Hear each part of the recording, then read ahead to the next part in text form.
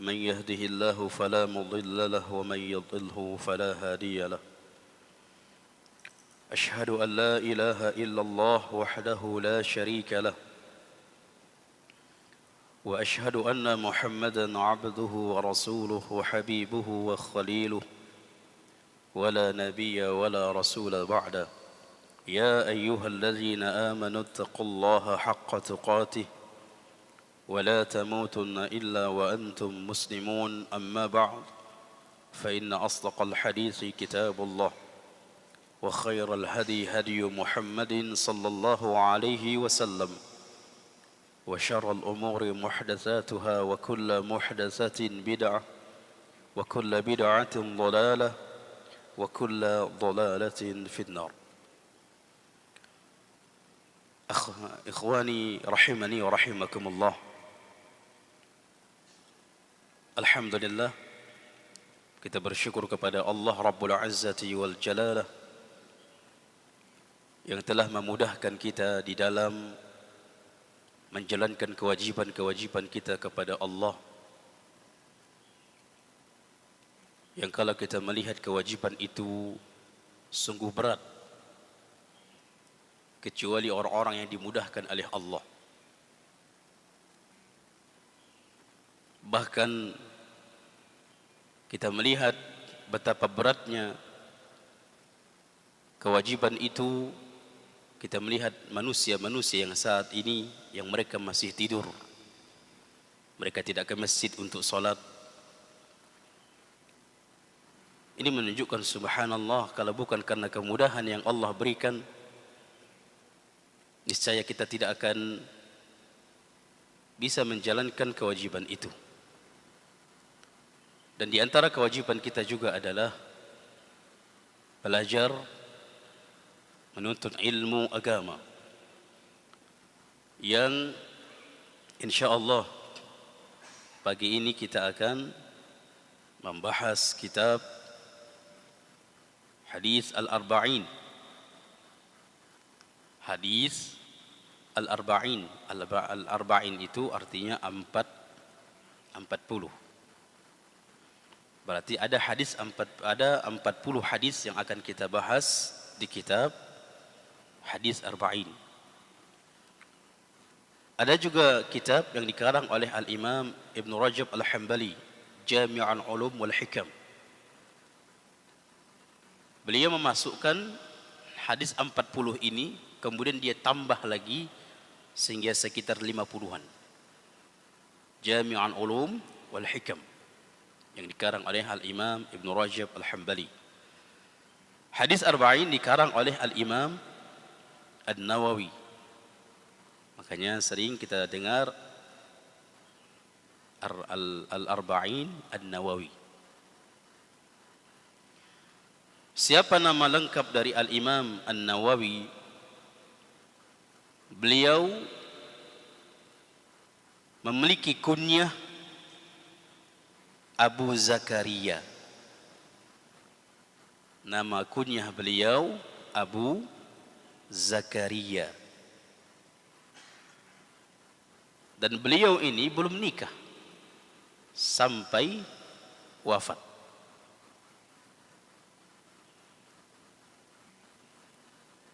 Jadi kalaupun belum menikah atau belum punya anak, maka boleh kita berkunyah. Bahkan Al-Imam An-Nawawi itu sendiri mengatakan sunnah, bagian dari sunnah memakai kunyah. Bahkan Nabi SAW memanggil anak kecil, ya Aba Umair, Abu Umair, dengan kunyah dipanggil Nabi SAW anak kecil. Makanya kalau bisa kita ada punya kunyah. Dan tidak mesti kunyah itu berhubungan dengan anak, nama anak kita. Termasuk ustaz kita Abu Harith. Kemarin anak bertanya, ada nama anak Ustaz Al-Harith? Beliau mengatakan tidak. Cuman kunyah itu dia beri sebelum dia menikah. Abu Harith. Jadi ini kunyah bagian dari sunnah. Jadi kalau bisa kita pakai kunyah kita.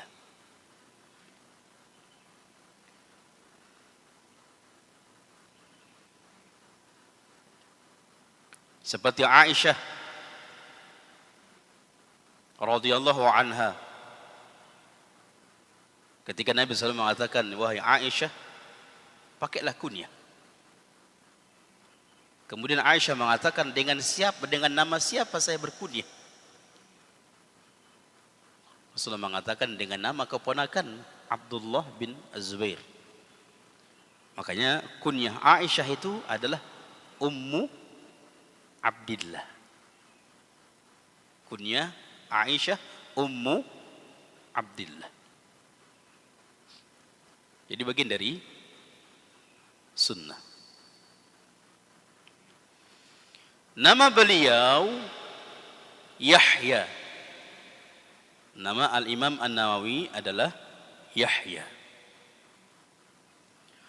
Yahya bin Sharaf bin Mira atau Murri bin Hasan bin Husain bin Muhammad bin Jumu'ah bin Hizam Al-Hizami An-Nawawi.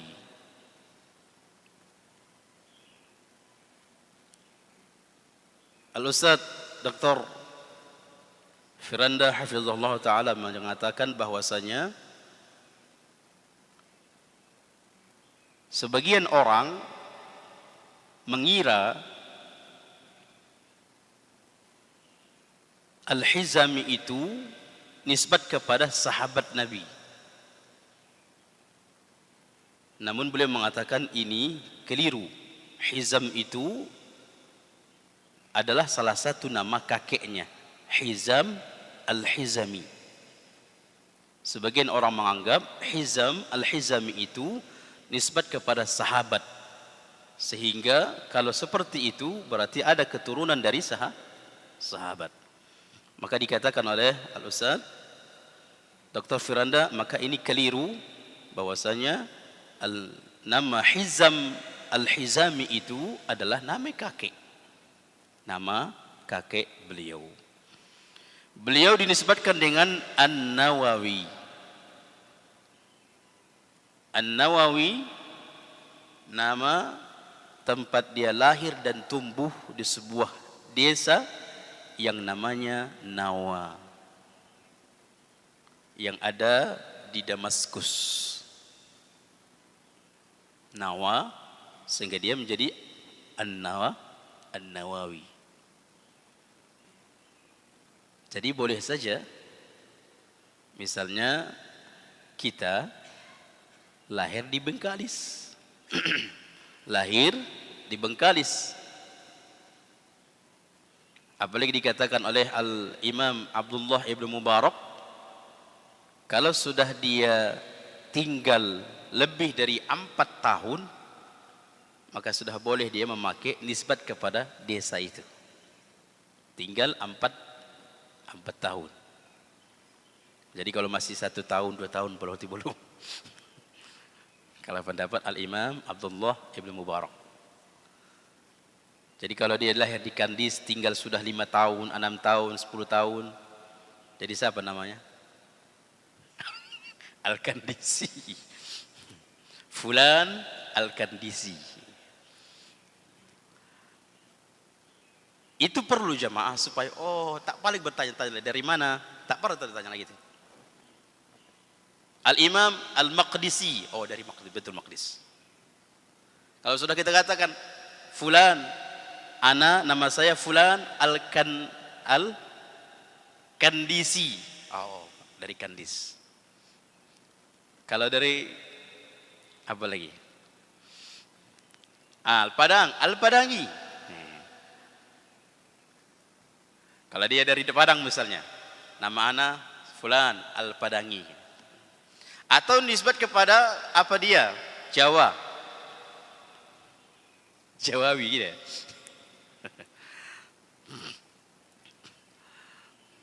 Jadi dibolehkan ya, dibolehkan. Namun sebagian ulama seperti Abdullah Mubarak mengatakan sudah 4 tahun lebih. Kalau belum, tapi itu tidak diapakan, tidak disyaratkan oleh para ulama. Tidak semua sepakat atas ucapan dari Abdullah ibn Mubarak. Baik. Jadi Al-Imam An-Nawawi nisbat kepada tempat kelahirannya di Nawa, di Damaskus. Sama dengan Al-Imam Bukhari. Siapa nama beliau? Muhammad namanya. Muhammad bin Ismail bin Ibrahim. Namun kita kalau dikatakan qala al-Imam Muhammad bin Ismail, siapa lagi? Tapi kalau dikatakan qala al-Imam Al-Bukhari, dia juga nih. Kita sering mendengar atau kita lebih tahu mengenal nama penyebutan Al-Imam Al-Bukhari. Nisbat kepada tempat kelahiran beliau Bukhara. Nama tempat Bukhara yang ada di Uzbekistan.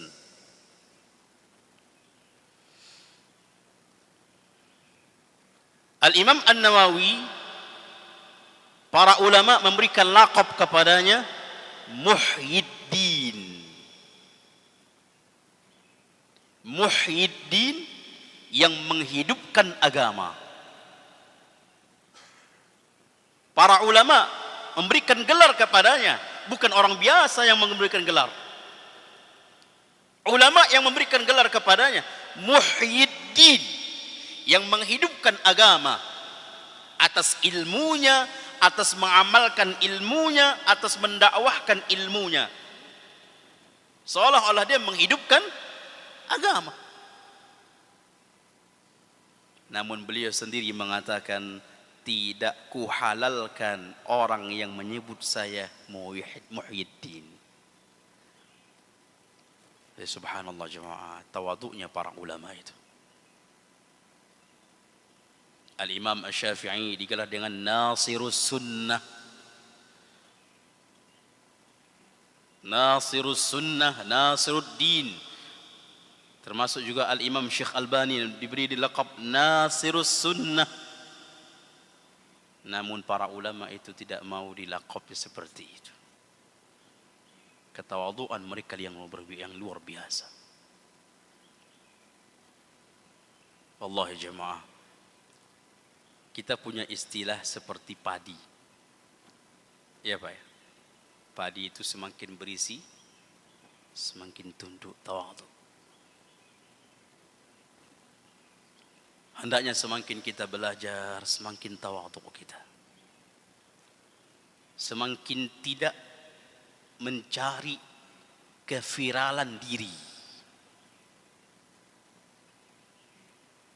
Al-Imam An-Nawawi tidak suka disebut dengan Muhyiddin, yang menghidupkan agama. Bahkan ana pernah melihat cuplikan di sebuah video seorang masyayikh. Ketika moderatornya mengatakan, min alimil muslimin Syekh fulan min al-imam kaum muslimin, dia mengatakan, la, jangan sebutkan nama saya menisbatkan kepada kaum muslimin, karena kaum muslimin itu agung besar, tidak pantas disebutkan kepada saya. Imamum kaum muslimin, dia enggak mau disebut seperti itu. Ana hanya orang talibul ilmi, ana hanya pelajar biasa. Sama dia seperti bapak-bapak katanya. Wah Allah. Al-Imam Ibn Taimiyah digelari dengan Syekhul Islam. Syekhul Islam. Karena ilmu yang begitu luas. Al-Aqidah Al-Wasitiyah. Subhanallah. ratusan juga, halaman yang ratusan. Beliau hanya menulisnya antara maghrib dengan isya. Dia nulis itu seperti nggak ada, berpikir-pikir nggak lagi.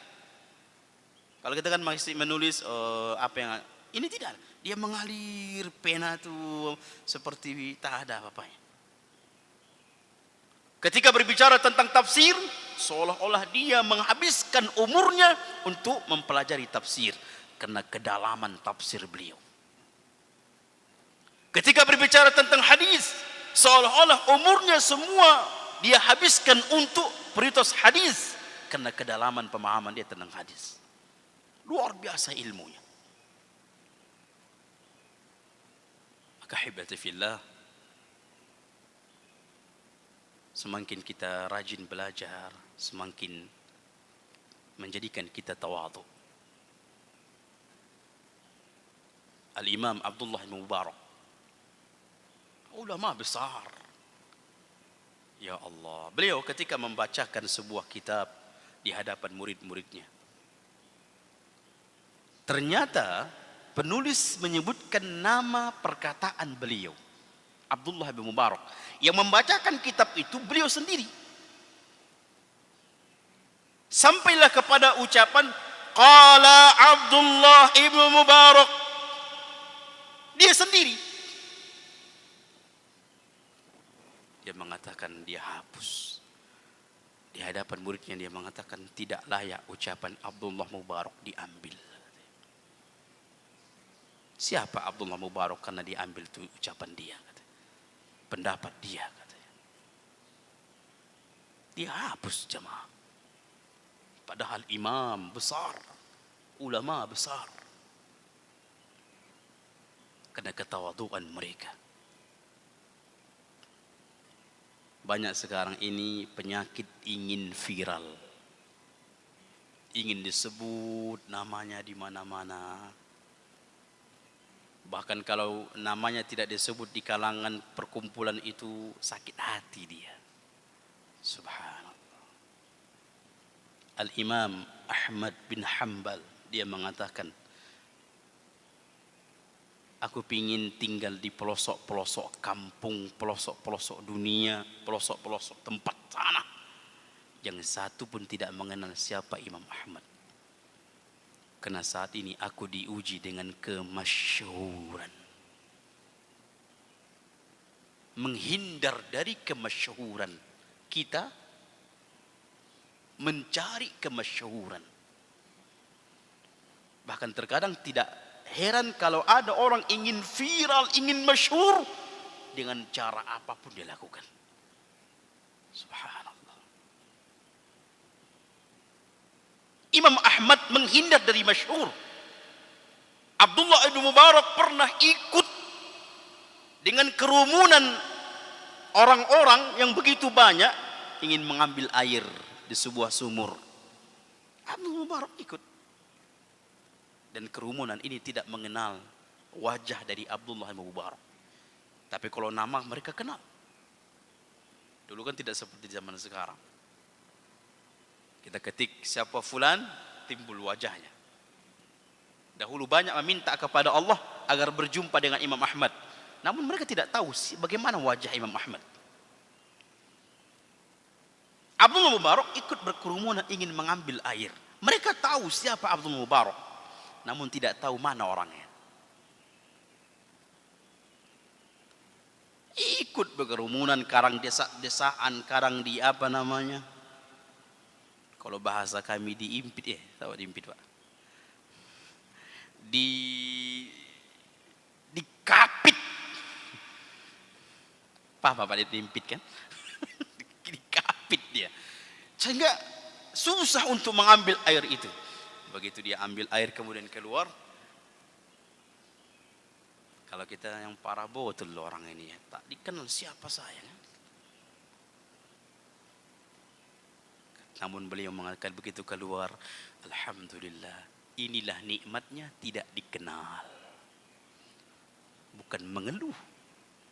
Bahkan dia memuji Allah, inilah nikmat tidak dikenal. Kalau yang orang-orang di kerumunan itu mengenal al-imam, mengenal Abdullah bin Mubarak, apa yang mereka lakukan? Mereka akan kasih jalan, bahkan mereka ambilkan itu air, mereka antarkan lagi.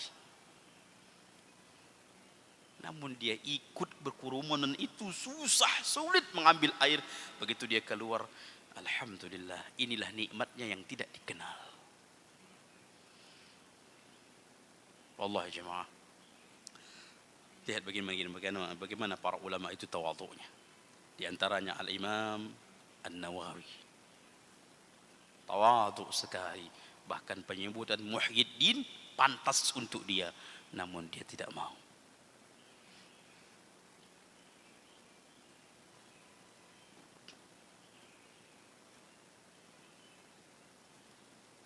Kita cukup pun jamaah. Hah?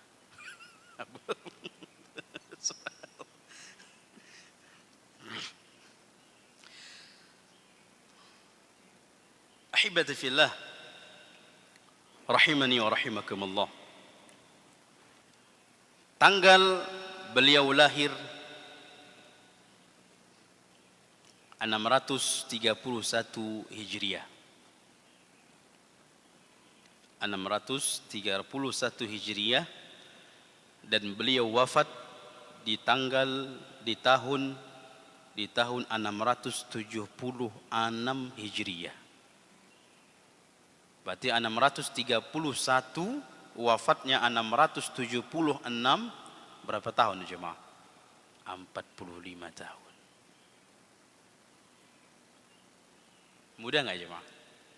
Mudah. 45 tahun. Namun sampai sekarang dipelajari kitab-kitabnya. Dipelajari, bahkan disebut namanya, didoakan ketika manusia menyebut Imam An-Nawawi rahimahullah.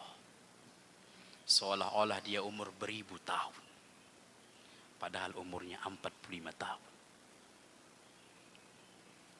Makanya kata para ulama jemaah, jangan dengan panjangnya umur, tapi berkahnya umur. Kemudian umur itu kita gunakan untuk manfaat kaum muslimin. Allah ya jemaah. Mungkin ini penutup ya. Jangan sampai di Bengkalis ini dahulu ada sunnah di sana.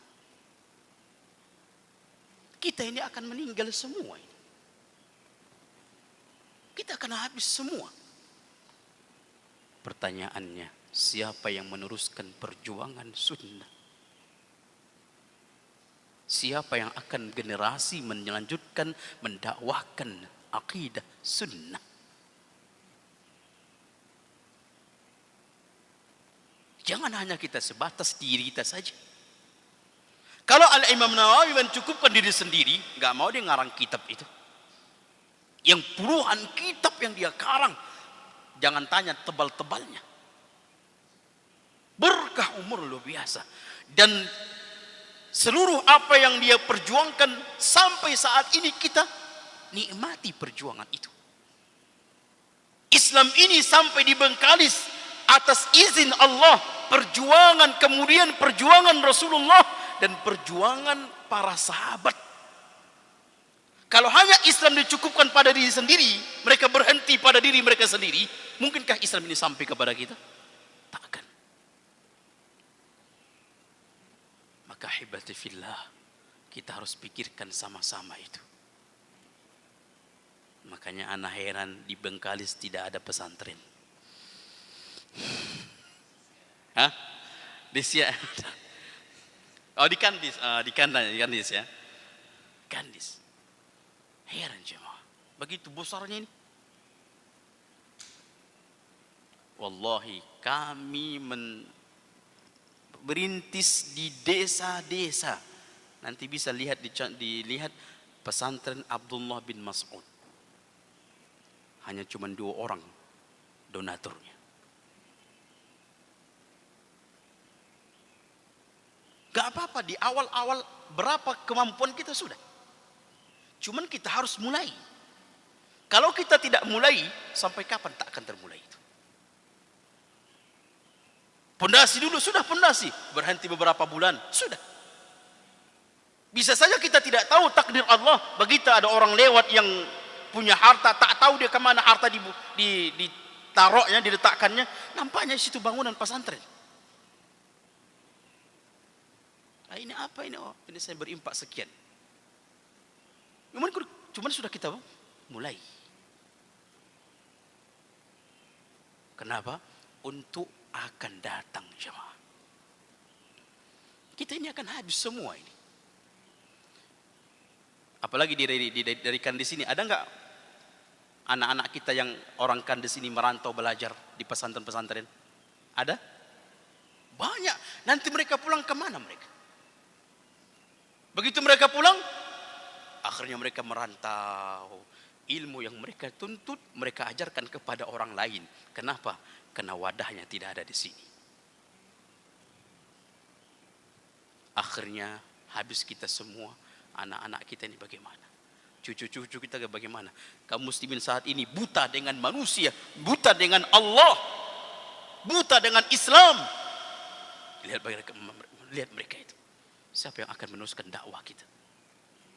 Maka hibati fillah, kita harus pikirkan itu. Begitulah pemikiran para ulama dahulu. Ini saja, mudah-mudahan bermanfaat. Kita tutup dengan doa kafaratul majlis. Subhanakallahumma bihamdika asyhadu an la ilaha illa anta astaghfiruka wa atubu ilaik. Akhiru dawana anil hamdulillahi rabbil alamin. Wassalamualaikum warahmatullahi wabarakatuh.